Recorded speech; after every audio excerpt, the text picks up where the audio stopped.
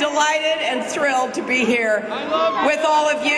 I'm excited about this campaign and our commitment to break down every barrier that stands in the way of change. And I want to thank Mayor Reed and everybody here in Atlanta and throughout Georgia who's helping me as we head toward the primary on Tuesday. I know it's the last day of early voting, so I hope that those of you who need to vote early will be able to vote early.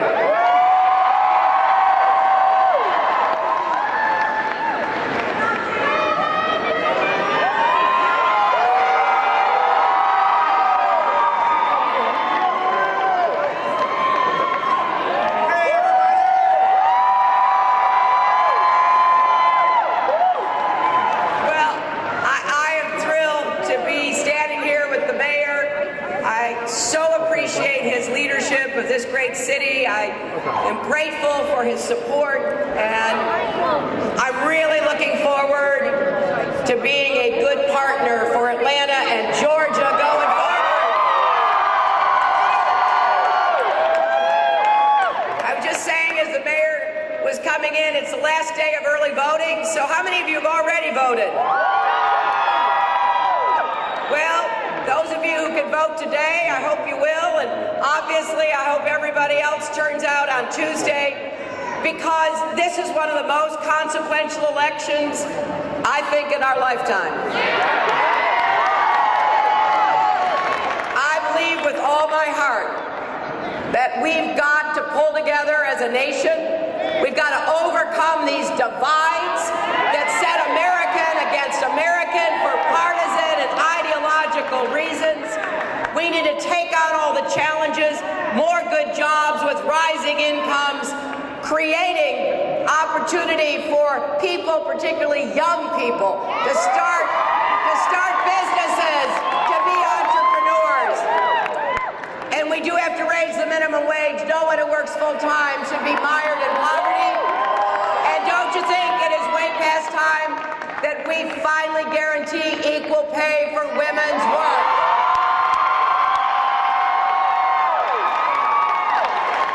I will also defend the Affordable Care Act. This has provided a lifeline for 19 million Americans. People who needed health care. I met a woman yesterday in South Carolina. She came up to me, she grabbed my hand, and she said, "Thank you for defending the Affordable Care Act. It saved my life." I asked her, what do you mean? And she said, "I was uninsured, I worked, I couldn't afford insurance, my employer didn't provide it, I obviously make too much money to get any help on Medicaid, I'm not old enough for Medicare." She said, "I was uninsured." And then along came the Affordable Care Act. I signed up. I went and had my first doctor's visit. She said, "I'd been having headaches. I went to the doctor for the first time in years. He found I had brain cancer." She said, "Thankfully, we got at it. We got great health care because of the Affordable Care Act. He told me if you'd waited too much longer, not sure it would have turned out so well." I hear stories like that all over our country. So I'm going to defend the Affordable Care Act. I'm going to build on it, take it further, and we will get to universal health care coverage. And I'm going to keep trying to convince states like Georgia to expand Medicaid so working folks can get that help. We're also going to go after the problems that make college unaffordable for too many young people. I will make public college and university available to everyone because we will make tuition debt-free. You will be able to go to college.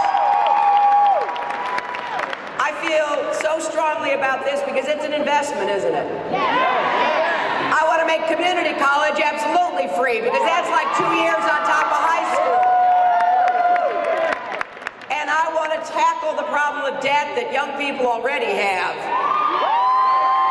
We're going to let you refinance your debt get the cost down, we're also going to make it possible for you to pay it back as a percentage of your income, not with a fixed high interest rate. And I don't think the federal government should be making money off of young people going to college. We ought to be encouraging more young people to follow their dreams. So we have work to do. But I am excited because you know why?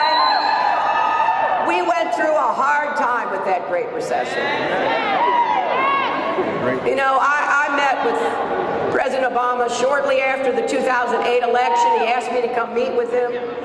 Here he was, a new, young president coming into office, handed the worst financial crisis since the Great Depression.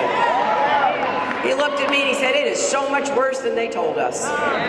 He does not get the credit he deserves for making sure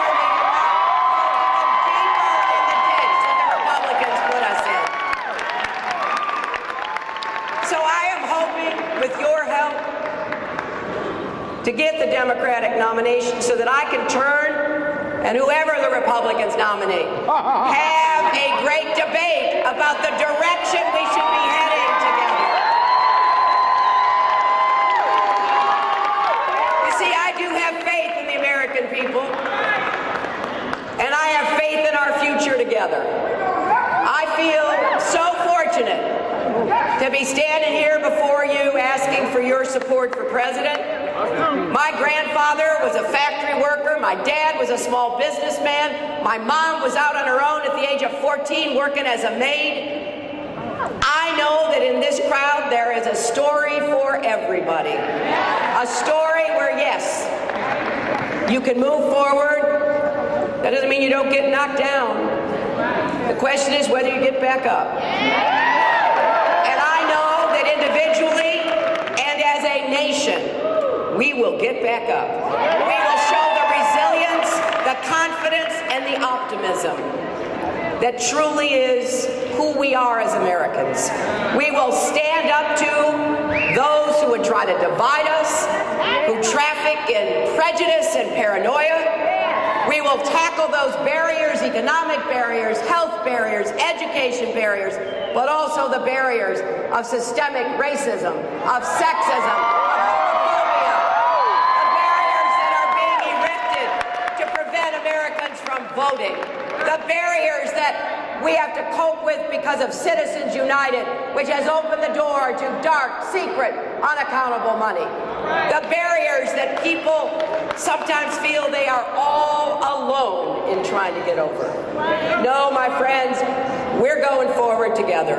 We are going to bring this country together. I will do whatever it takes to find common ground, as I always have. I will go anywhere, anytime, speak with anyone to see whether we can't find that common ground. I will also stand my ground.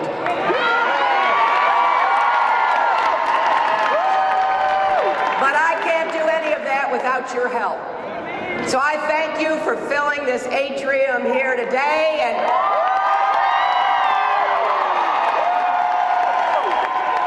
taking your time to be with me.